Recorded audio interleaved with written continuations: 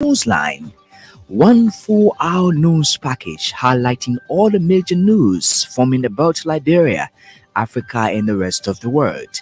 Today is Monday, June 17, 2024. My name is Emmanuel Colley, and these are the big stories tonight. Executive Mansion announces new Executive Order 134 suspending tariffs on off-grid solar renewable energy products. Jailed former Chief Justice Gloria Musu describes her prosecution and subsequent conviction for murder as a scam.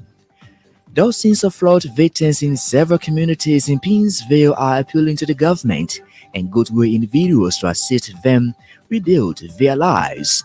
And away from home, the former president of South Africa, Jacob Zuma, said that his MK political party will join the opposition alliance in parliament. We've got the details of these interesting developments, sports, the weather update, the news in French and simple Liberian English, all in Bella tonight. But first, the news bulletin and Fabin Queer. The Executive Mansion announced new Executive Order 134 suspending tariffs on off-grid solar renewable energy products. It followed the issuance of the Executive Order by President Joseph Boyka to stimulate activities in the renewable energy sector and encourage private sector investment. An Executive Mansion release said the order is also expected to increase access to clean, affordable, and quality energy services across the country. The release says the availability and affordability of quality energy services will boost economic development and ensure the efficient supply of sorted electrical appliances to the people. Beneficiaries of the new executive order must be directly involved in the renewable energy sector and duly registered with the Rural and Renewable Energy Agency. List of items eligible for duty waiver include solar lights and lanterns, wires, switches, and adapters, among others. Jailed former Chief Justice Councillor Gloria Musu has described as sad and unfortunate media reports alleging the granting of compassionate leave to her by the president. Councillor Scott said it is unfortunate that some media institutions were up to publish such falsehood without any effort to verify. Councillor Scott, however, believes such publication is a continuation of what she described as a cruel and inhumane treatment against her. To read some of the publications the president has granted compassionate leave. Does the president grant compassionate leave?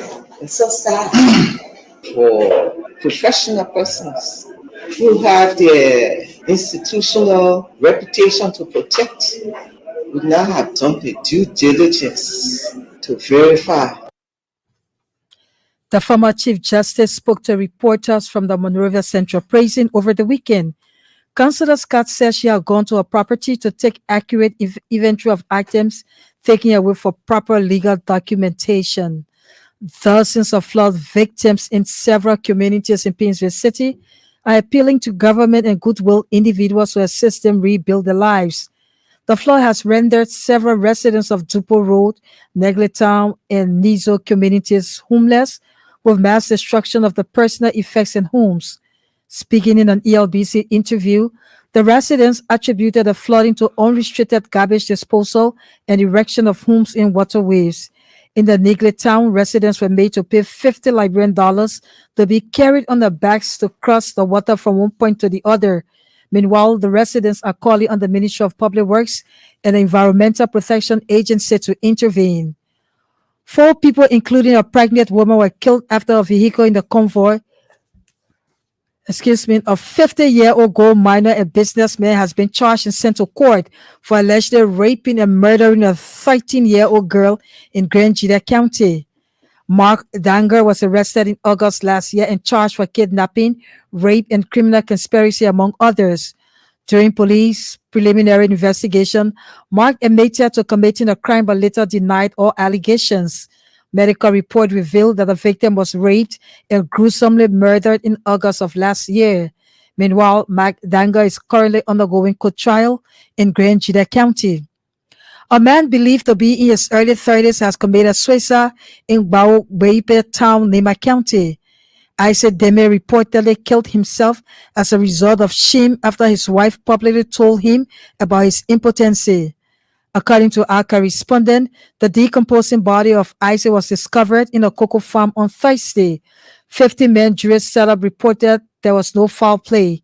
Meanwhile, the body of Isaac Demi has since been buried by family members. Liberia has congratulated the government and people of Iceland as they commemorate the country's National Day today, June 17.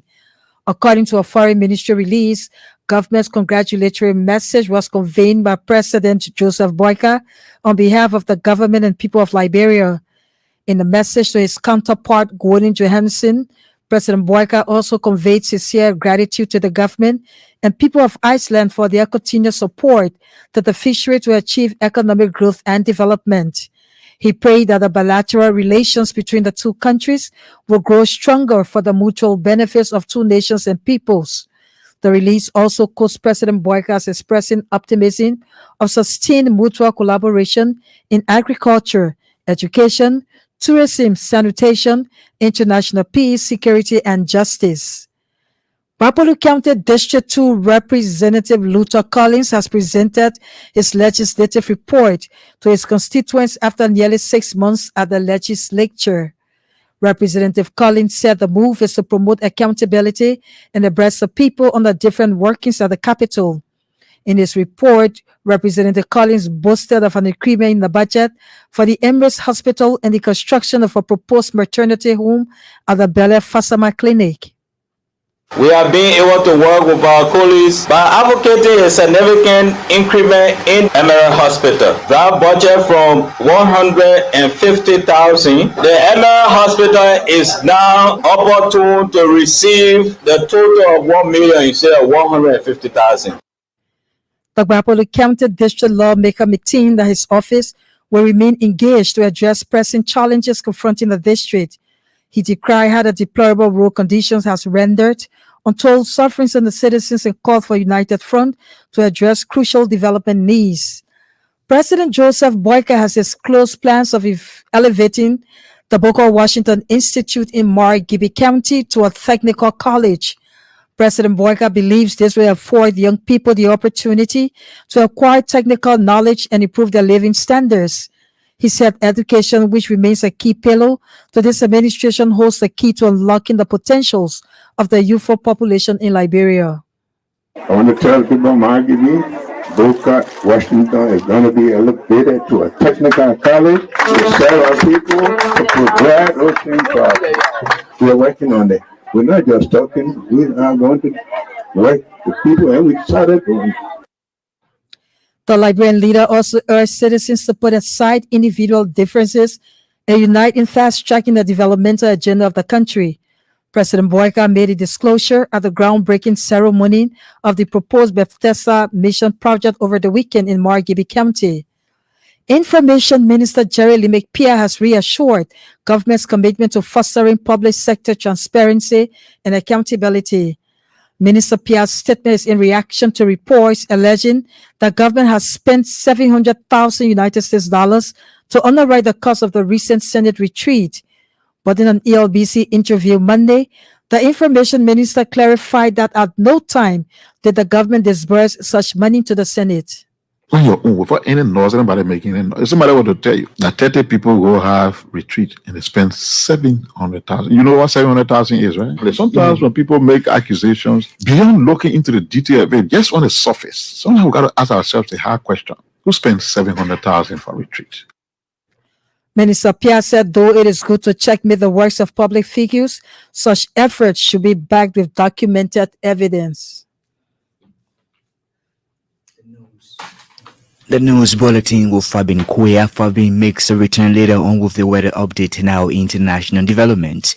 You're listening to Newsline here on Elbc Radio. One of the big stories tonight: Executive Marshal announces new Executive Order 134, suspending tariffs on off-grid solar renewable energy products. Well, over the weekend, President Joseph Boakai joined citizens of Magabi County in breaking grounds for the construction of a proposed Baptista Missions project. The project is in honor of late missionary Vera Stevens, a woman whose spiritual guidance and teachings the Liberian benefited.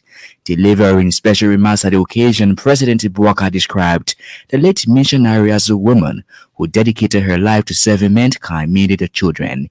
The Liberian leader urged citizens